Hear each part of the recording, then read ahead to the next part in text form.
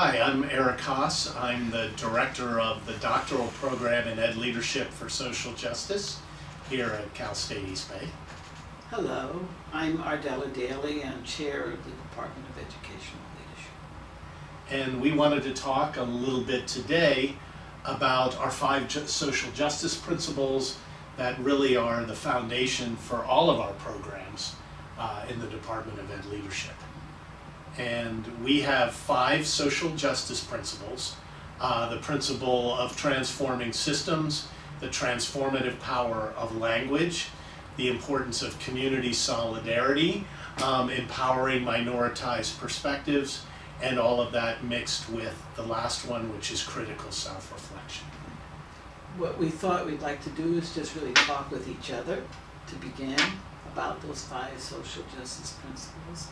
And then bring some closure around what we want to offer to you and how you can get in touch with us.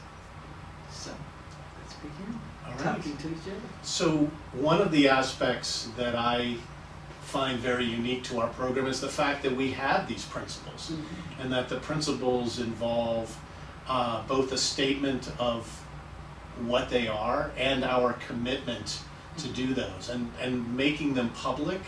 And makes them actionable, both for something that we base our work on, but also that our students and our graduates and others try to hold us accountable to, and do hold us accountable to.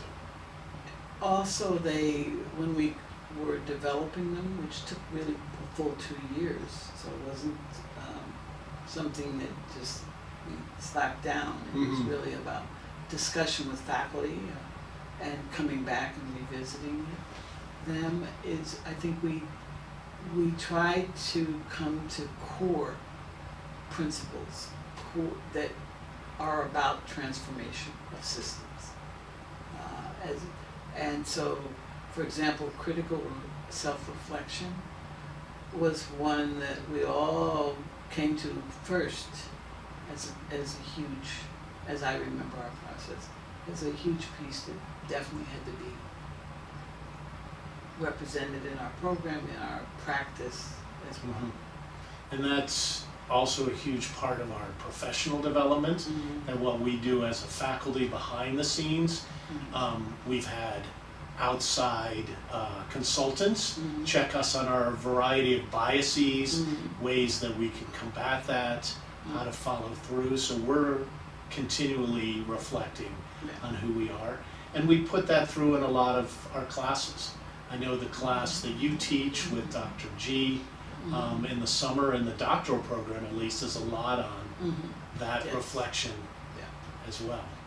Well, and as you mentioned, it runs across all of our programs, these five principles, and for our administrative credential programs, PASC and ASK, the importance of transforming systems and the power of language really plays out with the work we do with our candidates. And I really look at also kind of three in the middle that I look at as transforming systems, empowering minoritized perspectives, and community solidarity, that those are in constant dialogue, and maybe even a dialectic relationships where they're a little kind of battling with each other a little bit, because as you transform a system, you change the community. As you empower different perspectives, minoritized perspectives, then as power dynamics change, systems change, community solidarity changes. So there's, on some level, I see our program always in a state of flux, that we're always developing. We're getting, I think, to higher plateaus, but there's always this constant development going on. Yeah, I definitely agree with that. And I also think, as a doctoral program, our strength is, in fact, the development of these principles, because we always go back to them and kind of reshape and reform and engage our student community in that same process of revisiting and reshaping and looking at what do we really mean? What does it look like? How do you live it? How do you walk it? Mm-hmm. Becomes another piece. And I think that also flows into what our then students take away from the program, because they're all scholar practitioners, whether they're in the master's program or one of the credential programs or the doctoral program. You know, they're working in schools and school districts, in NGOs, and other organizations, and so then they're going out and putting these things into practice. And I think the work in higher ed, That's our true, in students higher have- ed as well. it has really been transformative in wherever they sit. So what would you say would be your most influential or the most powerful principle to you?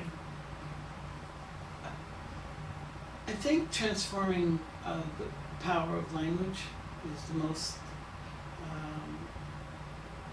My example is the term microaggressions.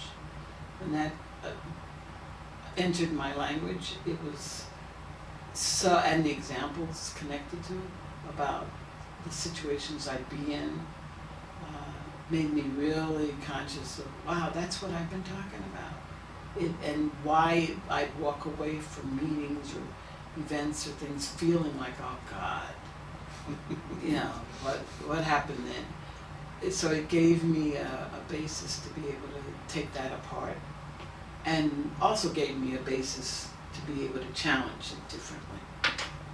So, yeah, that's for me the biggest. And for you?